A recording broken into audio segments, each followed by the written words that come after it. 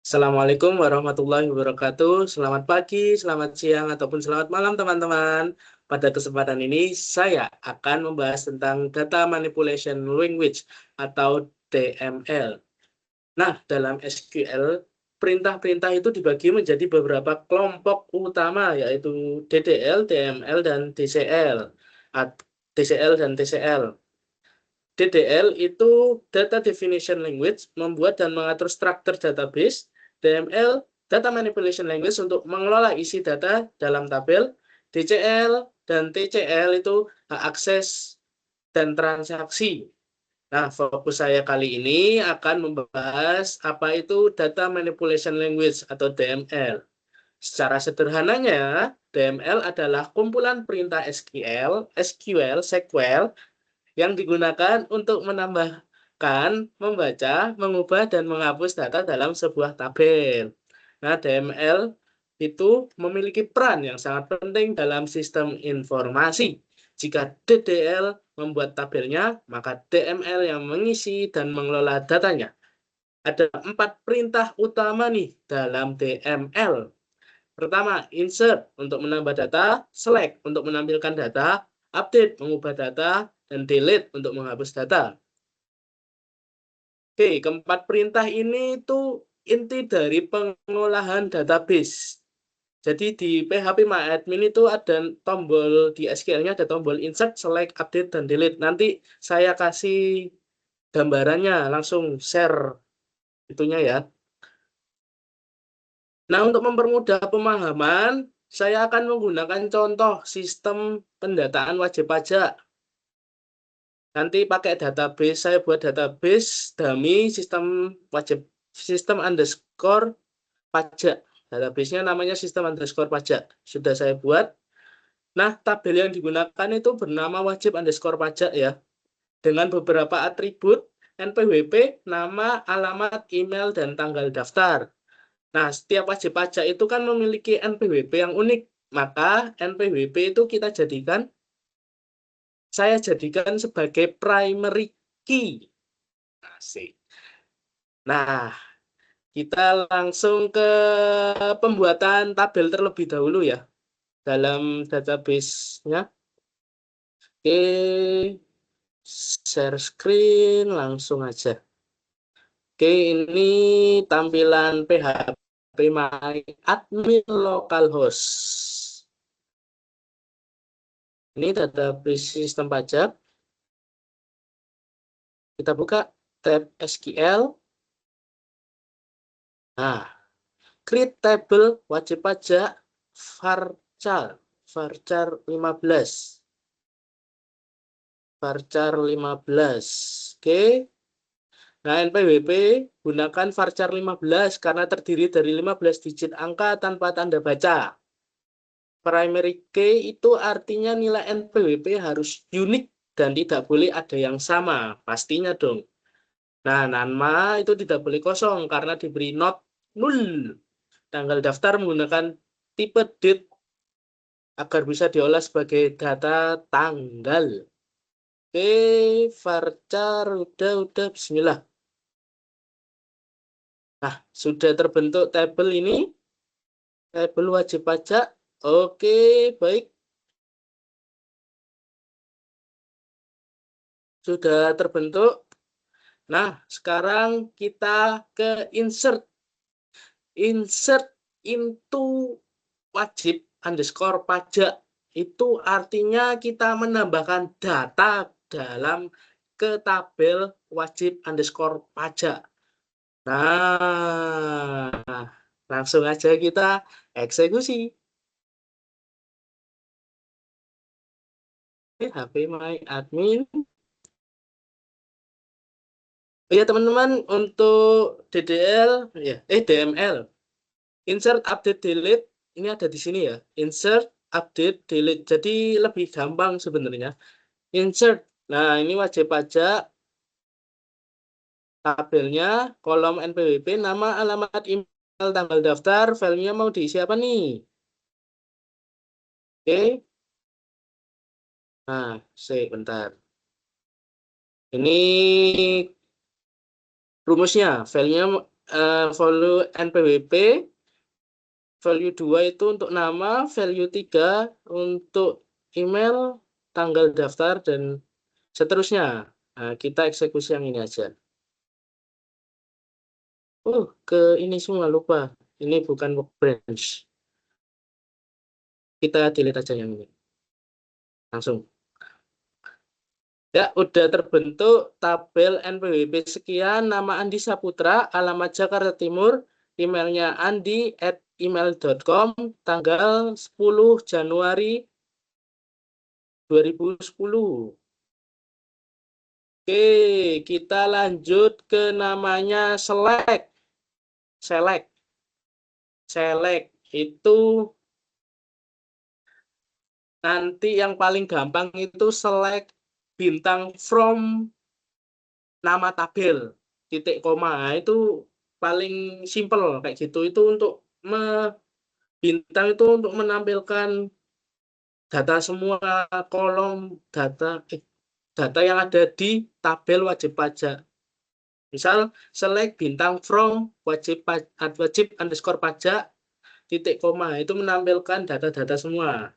Nih, misal share screen lagi kita. Seru sistem basis data itu. Select from. Nah, ini select from baru satu nggak usah.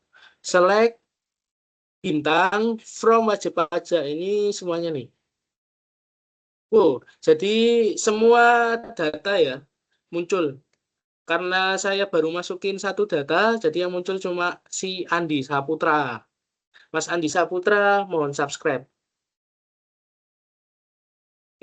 Select bintang from itu paling simple.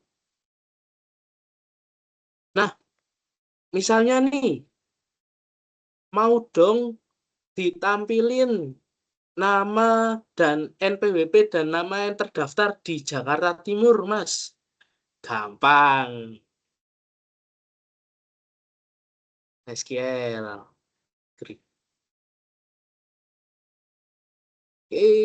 SQL. Kita misal diperintah atasan ya, Mas. Nama dan NPWP yang terdaftar di Jakarta Timur. Nah, select nama dan NPWP. Nah, ini kolom yang akan ditampilkan apa nih? Nama dan NPWP. Atau boleh deh NPWP-nya yang di kiri. Bentar. Set nama. From tabelnya wajib pajak. Where alamat di Jakarta Timur. Nanti akan muncul nih. Ada toh si Andi Saputra dengan NPWP nih. Mas, kok enggak semua kayak tadi? Ya enggak no.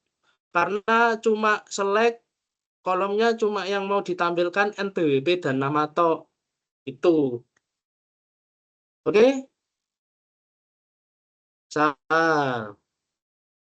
Mas yang di Jakarta Barat. Jakarta Barat. Nah, ini kenapa petik ini itu kalau string ya? String itu pakai petik-petik gitu. Kosong. Karena tidak ada data NPWP dan nama yang alamatnya di Jakarta Barat. Oke, paham kan? Simple kok sistem basis data. Oke, stop screen dulu. Selanjutnya, oh iya tadi kan namanya pakai where kan. Where itu digunakan untuk menyaring data berdasarkan kondisi tertentu. Where alamat di Jakarta Timur. Jadi data yang di alamatnya Jakarta Timur tok yang ditampilkan. Oke. Aman. Selanjutnya update atau mengubah data. Itu jika ada perubahan data, kita menggunakan yang namanya update.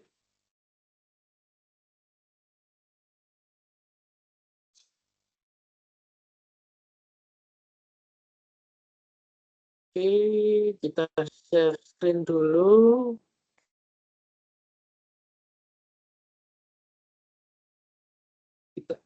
Ini masih di wajib underscore pajak. Nih, ada update. Yang mau diupdate apa nih? Saya misalnya yang diupdate si emailnya Mas Andi Saputra karena ganti email. Ganti dari awalnya itu nggak apa-apa. Awalnya itu andi@gmail.com, kita ganti jadi andi.saputra@gmail.com. Where NPWP ini NPWP-nya Mas Andi. Jadi where-nya ini dipakai ke primary key. Kenapa kok yang NPWP where-nya Mas? Soalnya kalau misalnya datanya banyak, pakai where-nya nama itu pasti banyak kan nama Mas Andi Saputra, Jayaningrat atau Andi Saputra itu banyak. Jadi kita pakai yang where pakai primary key NPWP tadi. Coba kita jalankan. Udah berhasil ini, sukses. Nah, udah berubah ke emailnya Mas Andi Saputra, andi.saputra@email.com. Stop sharing. Nah, set itu tadi kan ada set email, itu menentukan kolom yang diubah. Kolom emailnya Mas Andi loh. Nah, where itu menentukan baris mana yang diubah nih. Dan misal itu kan cuma satu data toh. Kalau misalnya ada ribuan data kan set mana yang mau diubah. NPWP-nya Mas Andi toh. Karena NPWP itu pakai primary key, jadi kita pakainya ya itu NPWP, hanya satu data yang akan berubah. Nah, tanpa where, ingat ya, kalau update tanpa where seluruh data dalam tabel itu bisa berubah. Jadi harus data mana nih yang mau diupdate? Punya Mas Andi toh? Ya wes, berarti where NPWP-nya Mas Andi Saputra tadi. Oke, paham ya? Paham.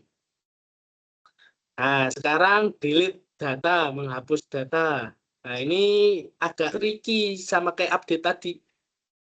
Harus pakai where juga sama. Where sangat penting loh ya. Hati-hati, diingat-ingat. Nah, misalnya tidak pakai where, itu datanya semua dihapus. Kayak drop. Tapi bukan drop. Ya, itulah. Oke, kita langsung ke phpMyAdmin.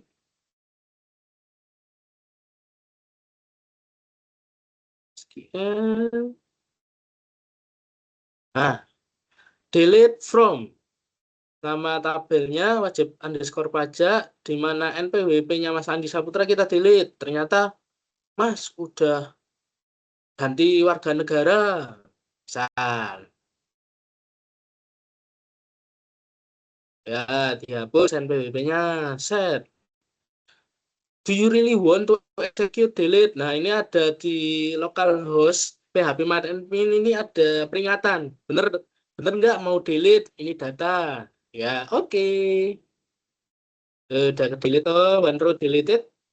Jadi datanya nggak ada, karena tadi datanya cuma satu, ke delete ya hilang.